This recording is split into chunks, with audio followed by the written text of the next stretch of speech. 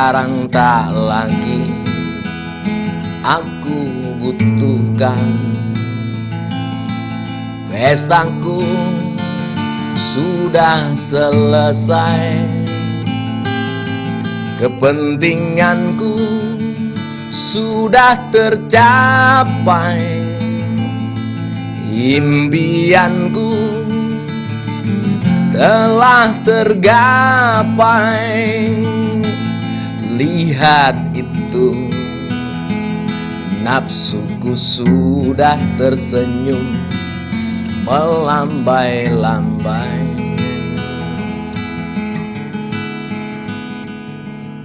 Tuhan, terima kasih ya, telah kau pinjami aku ayat sucimu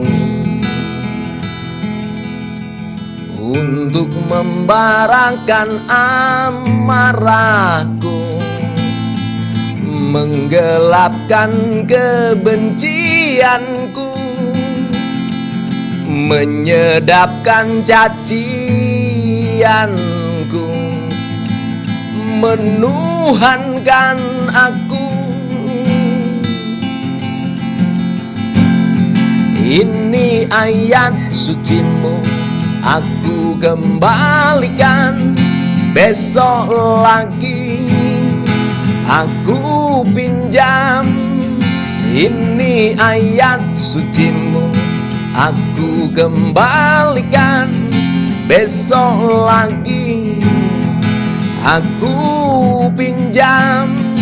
Untuk ku gadekan saat aku butuh kepuasan. Bolehkan, bolehkan, bolehkan Tuhan.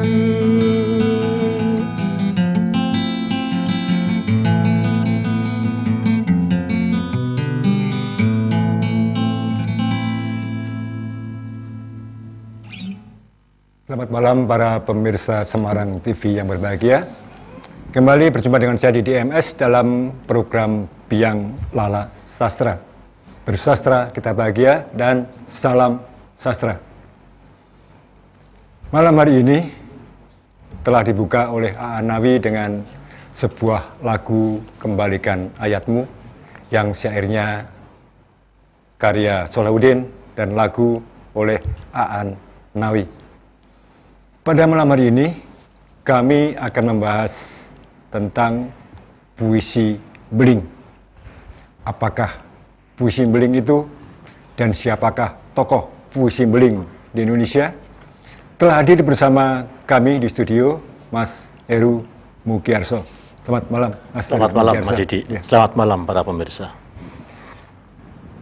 Puisi beling, sebetulnya apa kriterianya puisi beling itu, Mas Heru? Iya, puisi beling ini muncul tahun 1972 di majalah Aktuil waktu itu dengan tokohnya Bang Remi Silado. Itu ya.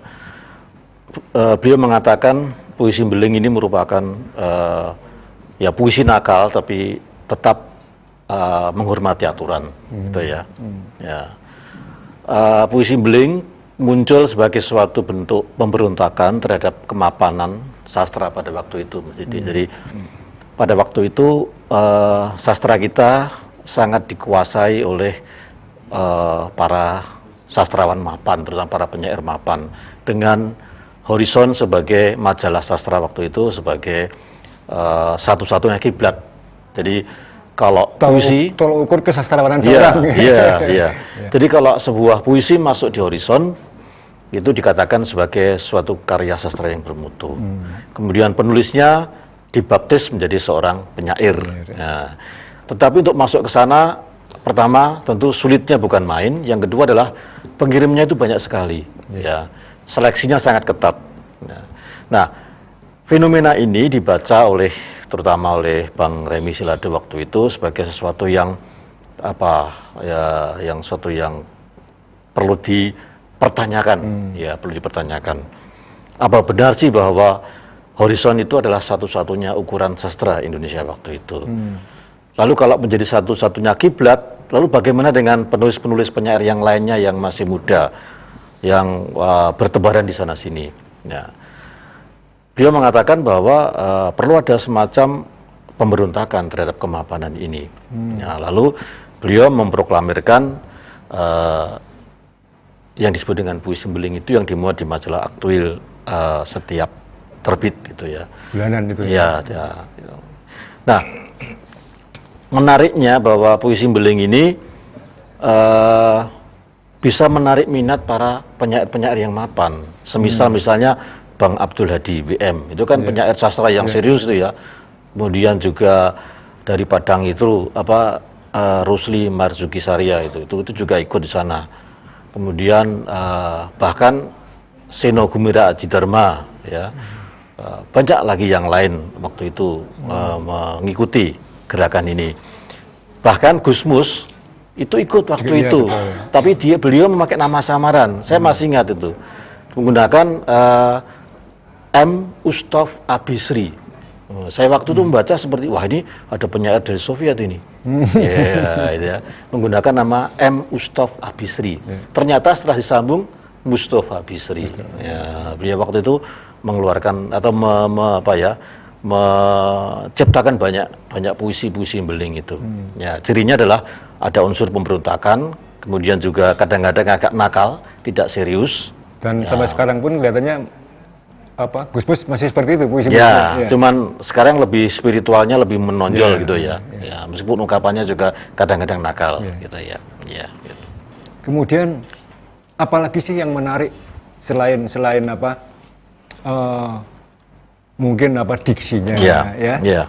Atau mungkin juga kalau kita baca tulisan di dalam tulisannya tipografinya. Ya, betul. Apalagi sisi lain yang menarik dari yang menarik itu adalah pertama pesan. Ya, pesan di samping bentuk tadi ya, pesan. Dia mengkritisi keadaan. Ya, waktu itu kan kita masuk Orde Baru ya waktu itu. Banyak sekali kepincangan-kepincangan di masyarakat. Yang itu kalau kita munculkan sebagai suatu bentuk protes, tentu akan mendapatkan tindakan represif dari rezim Orde Baru. Betul. Nah, para penyair beling ini memunculkan melalui mungkin sindiran, mungkin lelucon dan sebagainya yang kadang-kadang mengundang tawa kita. Bahkan agak nyerempet-nyerempet bahaya kalau sekarang itu mungkin dikatakan penistaan agama. Satu contoh misalnya Mas Didi ini. Tapi ini kebetulan agak menyerempet itu ya. Ini ditulis judulnya Kesaksian di Hari Natal. Saya bacakan. Ketika pipi kananku ditampar, plak. Kuturuti sabdamu ya Bapa. Kuberikan pipi kiriku dan plak. Duh, larani. Nah, ini kan dalam ajaran Kristiani kan ada ya di dalam Injil itu ya. Tapi ini kemudian diplesetkan ketika pipi kiriku diberikan itu dia mengatakan aduh larani. Ini kan sesuatu yang luar biasa ya, kreativitas penyair beling yang menyindir tapi juga sekaligus menohok kita gitu ya. Gitu. Dan juga tentunya tidak lepas dari kritik-kritik sosial seperti misalkan monopoli oleh satu perusahaan pemerintah waktu itu. Betul sekali. Juga kiprah para pejabat waktu itu ya. Ya, waktu itu kan korupsi belum mengemuka seperti sekarang. Sehingga gerakan melawan korupsi waktu itu mungkin tidak berani. Ya. Karena memang sebegitu rapinya disembunyikan di dalam pemerintahan, birokrasi pemerintahan itu. Tapi kemudian munculnya tadi letupan pemeruntakan melalui puisi ini. Gitu. Dan saya rasa memang tidak hanya dalam puisi beling saja ada pesan-pesan moral kepada para pejabat dan istilahnya orang-orang yang berlaku tidak benar itu. Betul.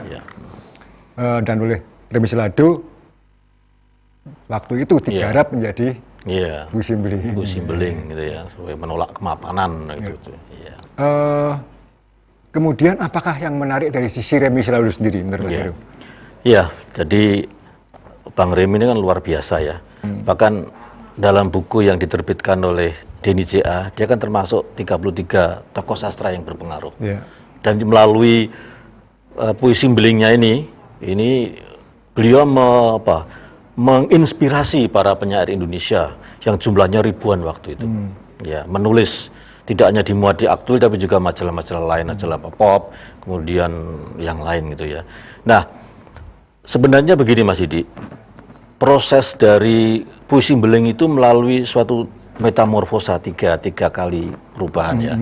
Jadi tahun 72 itu muncul dengan istilah puisi beling waktu itu ya. Kemudian setahun berikutnya berubah bermetamorfosa menjadi puisi lugu. Mengapa dikatakan puisi lugu? Karena yang disampaikan itu adalah hal-hal yang ada di sekitar kita, menjadi kenyataan yang realistis, disampaikan secara lugu, tidak memilih diksi-diksi yang sulit, apalagi puisi gelap itu. Jadi ya. orang langsung tahu maksud maknanya, gitu ya, maknanya itu. Kemudian ini yang kemudian menjadi menarik ketika dipertentangkan dengan sastra yang rumit, apalagi kalau sekarang ini kan ada puisi-puisi gelap. Puisi kan merupakan karya sastra yang kadang-kadang sulit untuk dipahami, meskipun enak dinikmati, gitu ya. Nah itu waktu itu lugas apa adanya, lugu. Ya. Kalau memang kita nggak suka terhadap suatu dinyatakan secara lugas, gitu. Nah kemudian berikutnya berubah lagi menjadi puisi awam. Ya. Puisi awam ini menegaskan bahwa puisi yang dihasilkan ini memang diarahkan atau dikonsumsi oleh orang-orang awam, ya, bukan oleh mereka yang pencinta sastra yang mendambakan nilai-nilai sastra yang ya biasanya kan luhur, adikku apa istilahnya yang itu apa adiluhung gitu ya, adiluhung itu.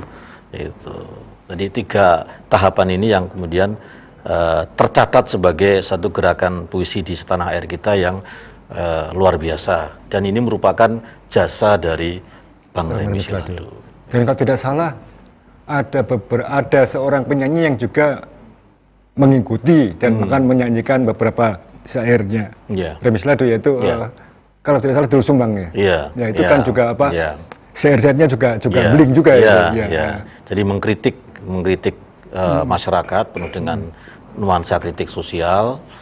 Nah, waktu itu kita menikmati juga dengan tanpa rasa apa ya gimana, tapi mengena begitu ya. Dan tidak perlu berpikir terlalu berat jelimet untuk mencernanya. Untuk mencernanya tidak terlalu jelimet gitu puisi-puisi beling ini. Tapi kadang-kadang menimbulkan suatu ya kelucuan, tapi juga sekaligus menyindir diri kita gitu ya. Bahwa kita itu ternyata juga tidak ubahnya orang yang ada dalam kemunafikan gitu kan, itu disindir melalui puisi-puisi. Ya ibaratnya apa kalau kita menunjuk orang lain dengan 1 jari, 3 jari menunjuk diri kita sendiri. Ya betul, gitu ya betul. Jadi apa? Saya rasa seorang syair pun harus introspeksi seperti itu ya. Jadi apa yang dilontarkan entah melalui karyanya, itu paling tidak juga harus mengoreksi dirinya sendiri. Betul. Kemudian ada puisi Mas Remi yang ingin dibacakan Mas Heru? Ya, ada. Ini saya akan membacakan sebuah puisi. Ini puisi beling, ya, puisi beling. Judulnya adalah Belajar Menghargai Hak Asasi Kawan.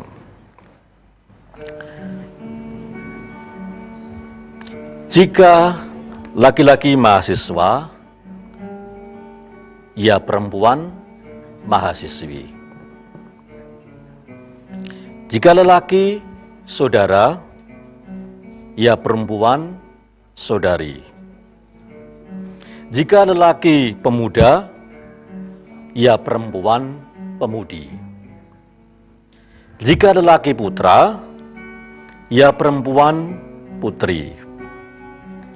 Jika lelaki kawan, ya perempuan kawin.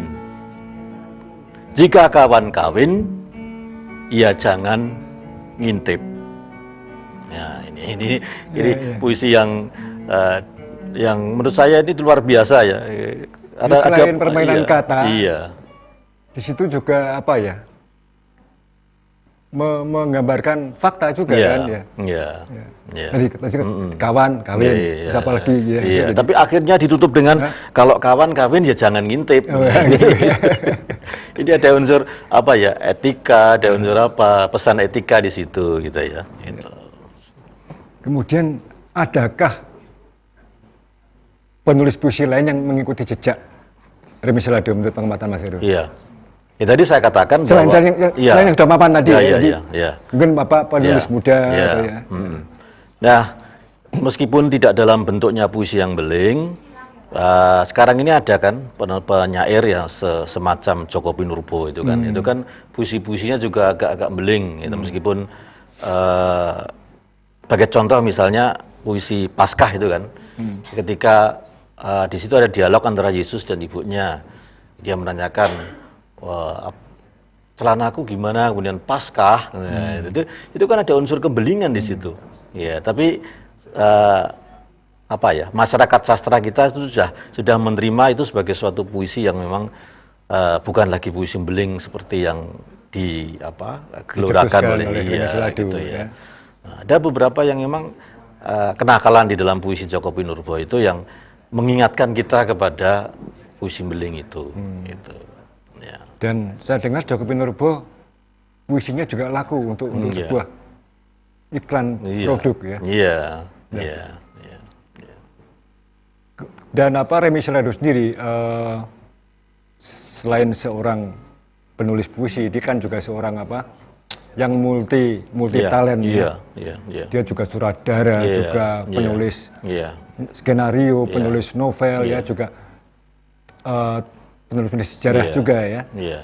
Kemudian apakah Mas Heru juga mengikuti jejak karya Remi Silado selain puisi? Iya, saya punya beberapa novel beliau, gitu ya, beberapa novel beliau. Salah satu novel beliau ya Merah Kirmisi itu pernah mendapat hadiah sastra Katulistiwa, tidak salah itu waktu itu. Saya punya koleksi karya beliau, dan beliau itu memang orang yang langka di Indonesia karena penguasaan bahasanya luar biasa. Yeah. Bahasa Cina, sampai bahasa Ibrani dia itu menguasai gitu ya. Nah, dia dulu mungkin Iya. juga Dan jangan pernah, lupa Mas Didi, Ya. dia pernah di Semarang ini. pernah kuliah teologi. Iya, Ya, dia pernah tinggal di Semarang. Jadi bagaimanapun beliau itu pernah mempunyai jejak di Semarang, meninggalkan jejak di Semarang itu. Dan yang saya tahu juga dia menikah dengan orang Iya, Semarang, gitu. dan menikahnya juga di Semarang, Iya, di Gereja Todirono. Iya, betul gitu. Saya waktu itu melihat foto beliau waktu menikah di gereja waktu itu. Jadi beliau memang mempunyai tilah sejarah di sini. Jadi kita sebagai orang Semarang tentu ya merasa bangga bahwa pernah seorang Remi Silado itu tinggal di sini. Gitu. Tapi kalau tidak salah dia kelahiran Magelang ya. Iya, ya meskipun beliau kalau namanya kan Tambayong ya, Yapi Tambayong. Abdil Pandi Tambayong itu menggunakan Remi Silado karena Remi itu tanggal 23, Silado itu bulan Juli 61. Konon katanya waktu itu ya, mohon nanti apa benar itu bisa. Waktu itu dia mencium pacarnya itu waktu tanggal itu. iya, Diabadikan. iya. Ya. Tetapi kan Pertama kali mencium juga pacarnya. dipakai sebagai nama grup teaternya juga Iya, tidak salah. iya, Ya. iya, betul. Jadi kalau Wias Rendra punya bengkel, Iya. Yapi Tambayong punya Iya. Remi Silado. Iya. Ya. Ya. Dan sampai sekarang beliau masih aktif menulis. Dan hebatnya apa? Hebatnya itu beliau menulis tidak menggunakan laptop, menggunakan ketik. Mesti ketikan Iya, ya kan. ketik. Iya. Ketik banyak ketik. Dia punya koleksi banyak mesin ketik yang kuno itu ya. Iya, itu. Baik Mas Heru dan para pemirsa, akan kita lanjutkan lagi bincang-bincang mengenai puisi beling setelah jeda iklan berikut ini.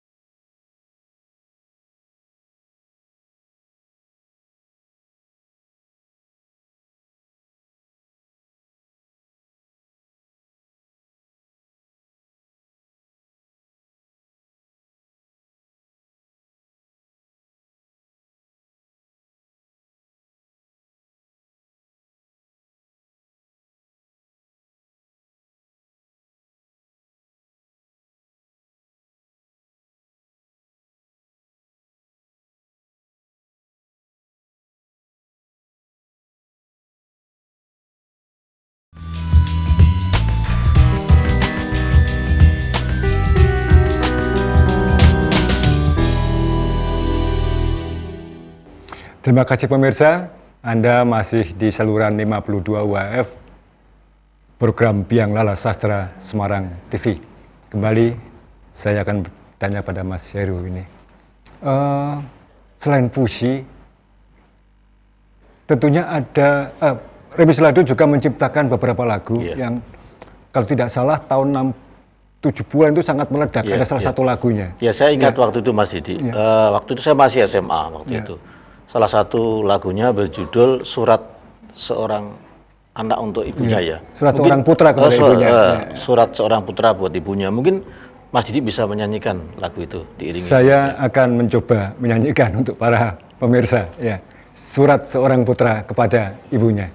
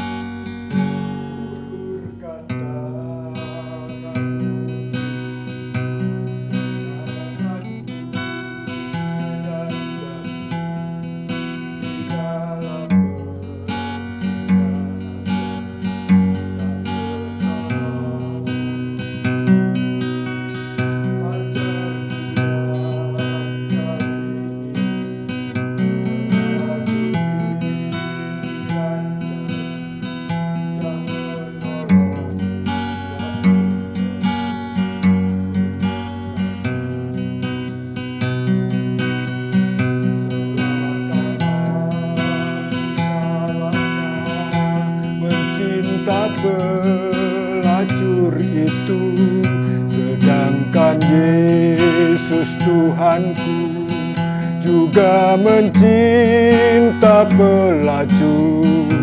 Bukalah mulutmu ibu, dan balaslah surat ini, peluk cium dari putramu di seberang.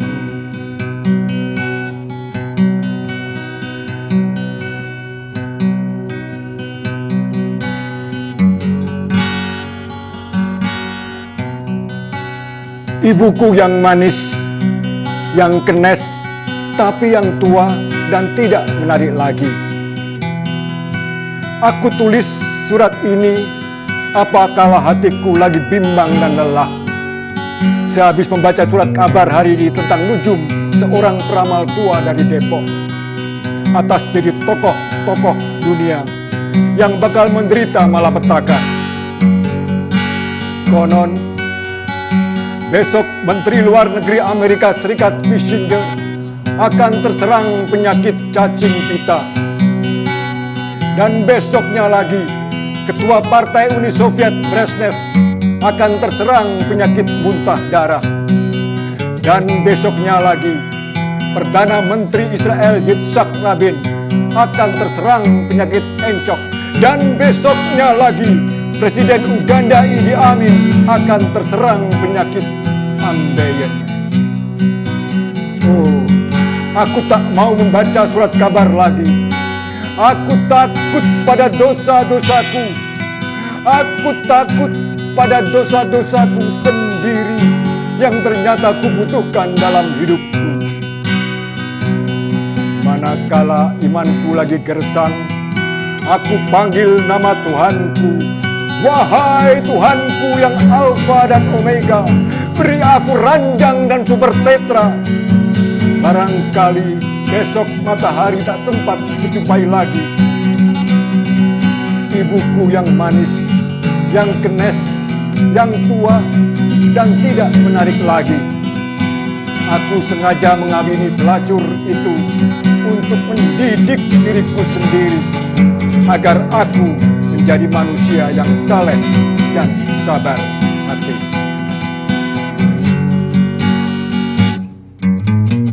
Salahkah aku, salahkah mencinta pelacur itu, sedangkan Tuhan Yesusku juga mencinta pelacur.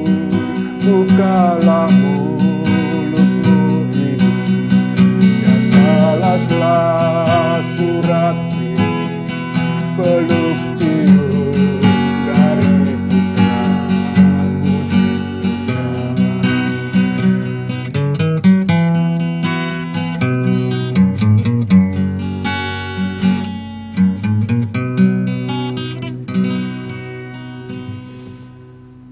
Ya Mas Heru dan para pemirsa, syair lagu tadi kalau menurut buku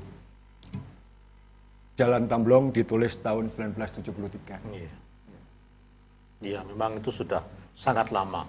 Ya, sangat lama, dan saya membaca buku puisi ini, memaknai tadi yang dibacakan oleh Mas Didi ini, kita sepertinya dihadapkan pada suatu sikap, ya, sikap di mana sikap masyarakat itu kan seolah-olah menjauhi terhadap wanita tunasusila, ya, pelacur. Padahal sebenarnya kita mempunyai suatu kewajiban. Bagaimana kita bisa menyelamatkan mereka dari mengentaskan mereka dari lokalisasi, dari pelacuran, tapi kita menjauhi atau bahkan menistakan mereka, ya. Dan tidak banyak, karena apa? Masyarakat sendiri tidak mendukung terhadap itu, gitu loh. Nah, maka di sini dikatakan bahwa oleh penyair, oleh Remi Silado, dia akan menjadi seorang yang saleh sosial artinya, bukan saleh ritual. Sebab kalau saleh ritual, pasti khususnya agama tertentu itu mengatakan, wah jangan dekat-dekat dengan pelacur, jangan menyentuh pelacur. Ya. Tapi kan pelacur juga manusia, ketika kemudian dia menyadari kekeliruannya dan bertobat, mengapa kita tidak menerima, sedangkan Tuhan saja menerima pertobatannya. Gitu. Jadi ini luar biasa, menjadikan sabar, ya, menerima keadaan, juga belajar untuk mendidik dirinya sendiri. Ini luar biasa ini. Saya ingat pesan dari Romo Sugio Pranoto. Beliau mengatakan bahwa ini sekaligus mengingatkan kepada kita, apa artinya kita sebagai satu bangsa yang merdeka, tapi kalau kita tidak mampu mendidik diri kita sendiri. Kenyataannya di masyarakat begitu kan. Banyak dari orang-orang kita yang tidak mampu mendidik dirinya sendiri. Mendidik dalam arti bukan mesti masuk ke sekolah. Juga mendidik dalam arti menyikapi setiap keadaan dengan penuh belajar untuk menjadi arif, menjadi bijaksana, kemudian mengembangkan sikap-sikap toleransi yang baik, gitu. Itu merupakan sesuatu yang menurut saya sangat dibutuhkan dalam situasi sekarang ini, Mas Didi. Dan tadi sudah disentil oleh Bang Remi melalui karyanya itu.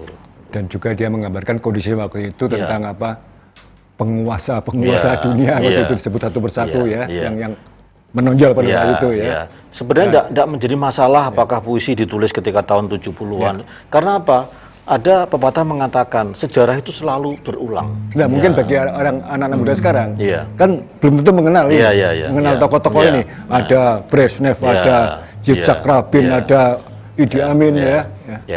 Oleh karena itu, kesempatan inilah momen kita malam hari ini, kita akan melalui tema tadi, ya, Puisi Beling dan Bang Remi ini, kita ingin menggugah kembali ingatan-ingatan kita tentang bahwa di sastra kita itu pernah ada namanya puisi beling, ya, puisi yang penuh dengan pemberontakan terhadap kemapanan.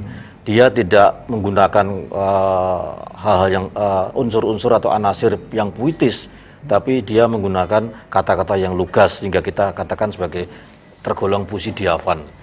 Sementara kita tahu sekarang ini kan puisi diafan tidak atau kurang mendapat tempat dalam sastra Indonesia. Coba kalau Mas Didi lihat puisi-puisi yang yang dimuat di Kompas, di koran Tempo, itu kan puisi-puisi yang dimaknai sebagai sesuatu yang tadi, ya, penuh dengan anasir-anasir puitis, diksi yang kadang-kadang sulit dipahami, kecuali penyairnya sendiri, atau jangan-jangan malah penyairnya nggak bisa paham, ya, itu, ya. Sementara puisi-puisi yang lugas itu malah kalau kita kirim ke koran sampai kapan pun nggak bakal dimuat, itu loh. Nah, ini. Jadi ada semacam penganaktirian puisi-puisi diksi, sehingga kita menjadi relevan ketika bicara soal puisi beling ini. Puisi beling adalah puisi yang menolak anasir puitika, tapi juga dia menyatakan keadaan yang sebenarnya yang lugas, yang lugu, gitu, ya. Gitu. Dan nampaknya kalau dalam di atas panggung pembacaan puisi, saya juga jarang sekali mendengar karya-karya para penyair mapan yang dibacakan. Iya. Justru mereka membacakan karya-karya sendiri. Iya. Itu kan Ya, kita bisa memahami mereka kan sedang membutuhkan pengakuan ya Mas. Ya. Jadi mereka sedang membutuhkan pengakuan sehingga otomatis yang mereka bacakan adalah karya mereka. sendiri, ya. Tapi ada kalanya suatu ketika kita mulai, misalnya contohnya ya, ini dekat dengan bulan April. Nah, tentu adalah Chairil Anwar itu kan Ya, betul. biasanya. Nah, kita bisa nanti memunculkan karya-karya Chairil Anwar yang fenomenal. Atau kemarin kita baru kehilangan Pak Darmanto, kita bisa memunculkan. Jadi justru melalui acara ini, mari kita terus hidupkan ya ingatan-ingatan kita tentang karya-karya sastra masa lalu sehingga anak-anak muda yang sekarang itu kurang mengenal itu bisa dikenalkan dengan bahwa kita punya penyair-penyair yang hebat gitu. Ya apa? Ini ngomong-ngomong karya Remi Silado ya. Ini ada buku. Ya. Remi Silado. Ya, mungkin bisa dilihatkan pada pemirsa gitu ya. Ya. Ini tolong di terus up. Ini mungkin kumpulan puisi yang tertebal. Ini tertebal yang saya miliki dan mungkin yang ada di Indonesia saat ini. Ini puisi-puisi Remi Silado, Krikma dan Martiria judulnya ya. Dan ini apa? Terus terang saya mengincar buku ini hampir 2 tahun. Waktu itu saya tidak bekerja ya. Pertama dipajang harganya 225.000. Saya tunggu. Karena pasti tidak ada yang beli. Nah, akhirnya turun sampai 150.000 dan waktu itu diskon 40% di toko buku penerbitnya. Tetap masih belum punya uang. Akhirnya pas jalan-jalan di mall, salah satu mall di Jalan Pemuda, waktu dengan teman saya yang seorang sahabat yang tahu hobi saya, tahu kesukaan saya tentang puisi, dia yang melihat, oke, buku Remi Silado diskonnya 70%, dideloi 60%. Deloi regane piro? 45.000. Dia ngomong, ambil toh. Nggak punya uang, ambil saya bayari. Jadi ini Pak, saya mengincar hampir 2 tahun dari harga 225.000 mendapatkan harga 45.000 itu pun dibayari. Bukannya saya tidak menghargai Remi Silado bukan ya, karena memang waktu itu betul-betul tidak punya uang. Ingin tapi nggak punya uang.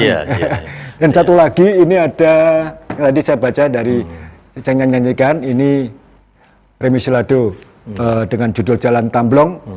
Ini ada disertai 4 keping CD lagu. Ya. Ini saya tunggu setahun lebih nggak turun. Akhirnya tetap saya beli karena masih punya duit dengan harga 120.000. Jadi bandrol tanpa diskon. Ya. Jadi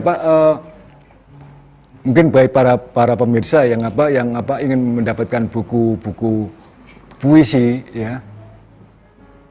Memang kita harus berani mengeluarkan uang ya. Karena apakah setahu saya mungkin juga Mas Heru mengalami ya.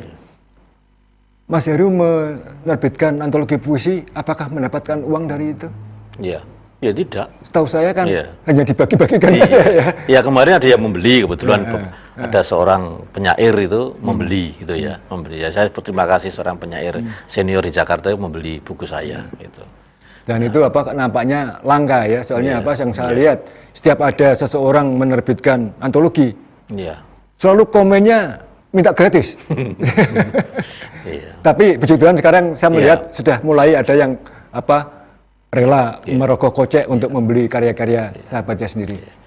Dan juga ini Mas Didi perlu dicatat, kebetulan saya punya buku ini, Puisi Beling ini ya.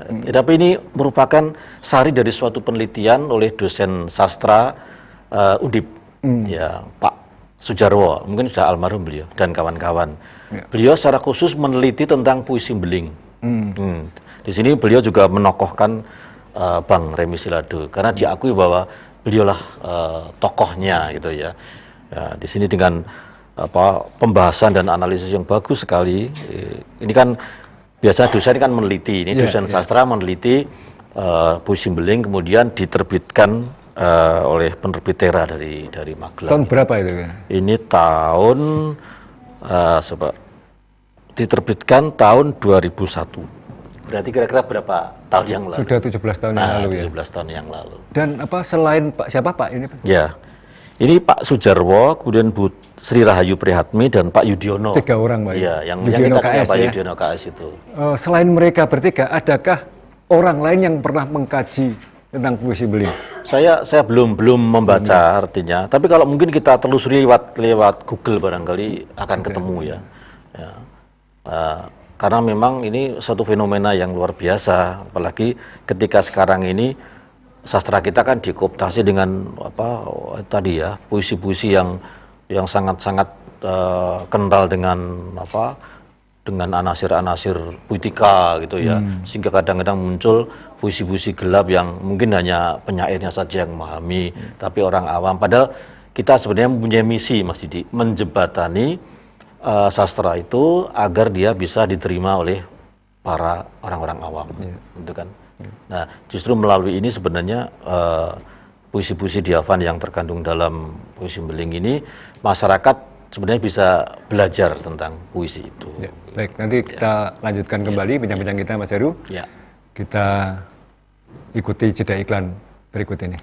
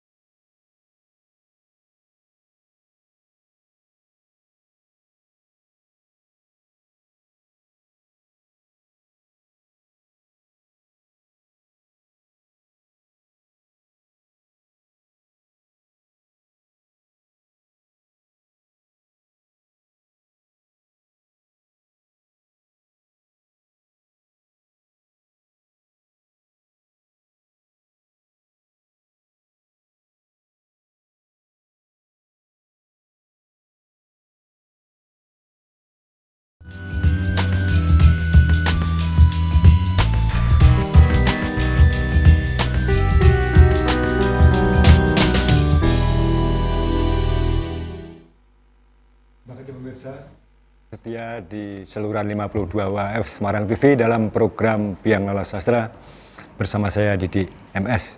Kembali saya ingin bincang sedikit dengan Mas Heru. Mungkin dari buku itu Mas Heru bisa menyarikan sedikit tentang apa puisi beling yang ditulis oleh 3 dosen Undip tersebut. Iya. Buku ini merupakan sari penelitian riset mereka terhadap karya-karya penyair-penyair yang pernah dimuat di majalah Aktuil, gitu ya. Nah, intinya bahwa tadi saya sudah singgung di antaranya bahwa apa itu puisi beling, gitu ya. Puisi yang menolak kemapanan sastra waktu itu karena latar belakangnya adalah betapa waktu itu Horizon menjadi satu-satunya kiblat ya, sastra kita. Pokoknya kalau karyanya dimuat di Horizon, dia sudah sastrawan, sudah penyair, sudah dibaptis menjadi. Ya. Untuk masuk ke sana karena Horizon terbitnya waktu itu bulanan, itu ya puisinya paling hanya berapa penyair, padahal yang mengirim sana itu bisa ratusan itu waktu itu. Nah sehingga banyak yang frustrasi, Mas Didi. Ya. Di sini juga sudah disinggung itu. Kemudian lalu muncul gerakan menolak kemapanan itu dengan memunculkan puisi beling ini. Apalagi waktu itu realitas sosial memang membutuhkan pengkritisan ya. Dan hebatnya ini Bang Remi ya, Bang Remi Silado ini bisa menginspirasi para sastrawan dan para penyair-penyair yang semula orientasinya ke Horizon, dia juga kemudian bisa mengikuti gerakan ini ya. Tadi saya katakan ada Bang Abdul Hadi, ada Sanento Yuliman, ada Rusli Marzuki Saria yang sekarang alhamdulillah masih hidup ini. Kemarin baru berulang tahun ke-82 di Padang itu. Ya, dianggap sebagai penyair senior panutan para penyair di Padang itu. Kemudian termasuk Gusmus tadi ya gitu. Nah, kemudian yang menjadi perhatian dari penelitian ini adalah ketika kemudian dipertemukan dengan bahwa sastra selama ini selalu dipandang dari perspektif yang serius gitu kan. Ya, bahwa dengan tadi ya memuat nilai-nilai yang adiluhung dan sebagainya. Lalu orang mempertanyakan apa benar sih puisi beling itu bisa dikatakan sebagai karya sastra gitu ya. Ya. Nah, tapi kembali kalau menurut saya bahwa puisi itu kan macam-macam jenisnya, ada puisi prismatis dan ada puisi diafan ya. Prismatis itu yang menggunakan diksi-diksi yang rumit itu. Kalau puisi yang diafan itu yang lugu, yang polos. Mungkin Mas Didi pernah baca puisinya Wiji Tukul, pernah ya? Ya beberapa ya. Itu. Kan nggak ada kata-kata atau diksi-diksi yang rumit itu ya. Oh, hanya satu kata lawan. Ya, itu dia kan, lihat menggunakan bahasa-bahasa sehari-hari. Iya, nah, di sini juga dikatakan dalam buku ini bahwa puisi beling itu dekat dengan bahasa keseharian, mudah dipahami. Tapi muatan dari puisi beling itu yang kadang-kadang tidak terduga ya. Seperti ini misalnya saya bacakan karya Bang Remi juga ini ya. Judulnya Kesetiakawanan Asia Afrika. Kesetiakawanan Asia Afrika. Meiwa perawan 16 tahun. Faruk berjaga 16 tahun. Meiwa masuk kamar jam 24. Faruk masuk kamar jam 24. Meiwa buka blus, Faruk buka hem. Meiwa buka rok, Faruk buka celana. Meiwa buka BH, Faruk buka singlet. Meiwa buka celana dalam, Faruk buka celana dalam. Meiwa telanjang bulat, Faruk telanjang bulat. Meiwa pakai daster, Faruk pakai kamer jas. Meiwa naik ranjang, Faruk naik ranjang. Lantas mereka tidurlah. Meiwa di Taipei, Faruk di Kairo. Nah, ini puisi yang mengecoh ya. Kita membayangkan semula pasti ini Satu ruang, ya, ya. satu kamar mereka melakukan hubungan seks ya. Ya, tapi ternyata kunci terakhir beda, bahwa yang satu itu di Taipei, yang satu di Kairo, sehingga judulnya aja Kesetiakawanan Asia Afrika gitu ya. Jadi di sini memang tidak hanya judulnya yang mengecoh, tapi juga isi puisinya juga mengecoh kita. Ketegangan yang dibina dari baris ke baris itu ternyata berakhir dengan anti klimaks gitu ya. Nah, ini luar biasanya dari Bang Remi itu di situ. Gitu. Jadi saya jadi ingat sebuah puisi pendek yang pernah saya bacakan beberapa puluh tahun lalu ya. Mungkin karya An Sugiarto ya, dari anggota Kumenang Sastra juga. Ini saya ingat betul karena saya membacanya waktu itu ya. Jadi judulnya Bulan yang Terluka. Bulan yang terluka menangis kini. Bulan yang terluka berdarah kini. Titik-titiknya menimpa kaum Hawa. Bulan terlambat datangnya. Iya, itu juga termasuk puisi beling gitu, karena ya menolak kemapanan tadi itu ada. Tapi bagus juga itu. Ya. Selain karya Remi Silado, mungkin Mas Heru menunjukkan karya yang lain dari penulis lain. Ini karya Bang Yudis ini, Mas Yudis Tiradi Nugraha, ya, yang dulu terkenal, yang berjudul Biarin ini ya. Jadi sajak Biarin ini menggunakan kata-kata yang bahasa sehari-hari, tapi yang digunakan di Jakarta, gitu ya. Itu kan saya bacakan. Biarin. Kamu bilang hidup ini brengsek. Aku bilang biarin. Kamu bilang hidup ini nggak punya arti. Aku bilang biarin. Kamu bilang aku nggak punya kepribadian. Aku bilang biarin. Kamu bilang aku nggak punya pengertian. Aku bilang biarin. Habisnya terus terang saja, aku nggak percaya sama kamu. Tak usah marah. Aku tahu kamu orangnya sederhana.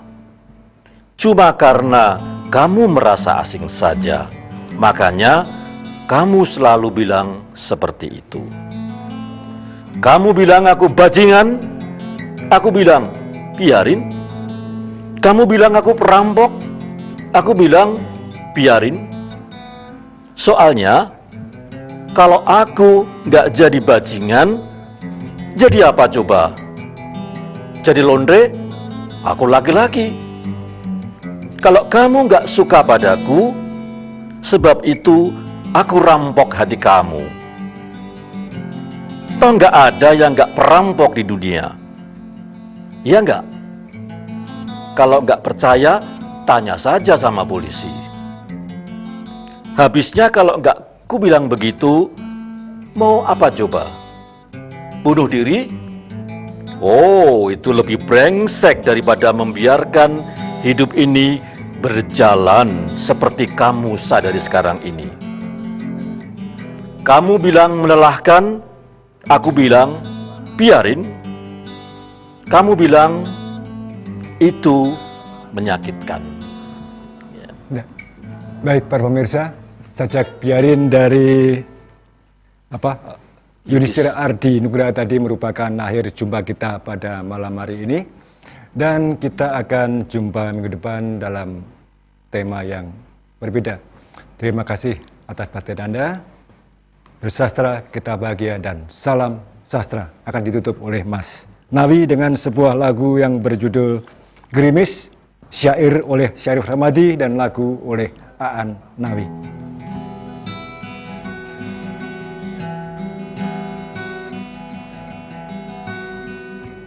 Setang dan harap belum terlunasi pada malam ini. Sementara air masih gemerisi membekukan impian. Cahaya pun redup menggigil pada remang dihempas angin yang semilir daun gugur berserang hanya pasrah menatap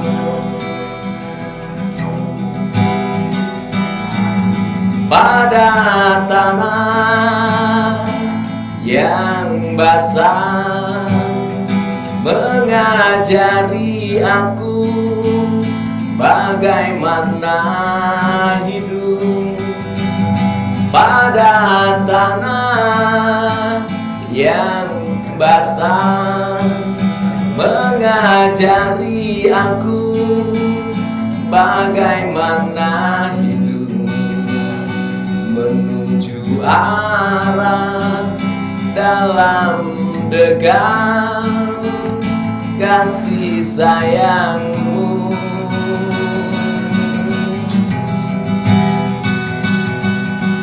Setan dan haram belum terlunasi pada malam ini, sementara air masih gemerisi membebukan impian. Cahaya pun redup menggigil pada remang dihempas angin yang semilir daun gugur berserang hanya pasrah menatap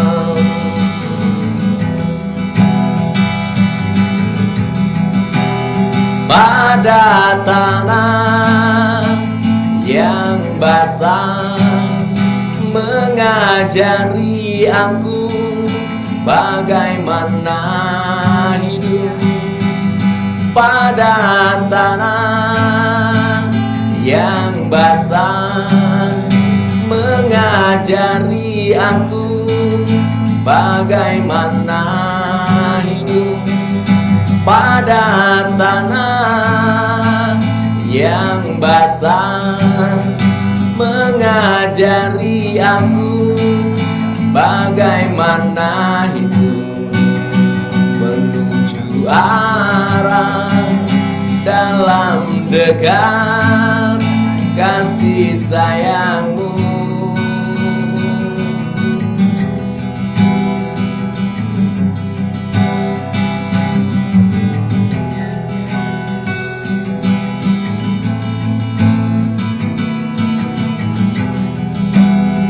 Pada tanah yang basah, mengajari aku bagaimana hidup pada tanah yang basah, mengajari aku bagaimana hidup pada tanah yang basah, mengajari aku bagaimana hidup pada tanah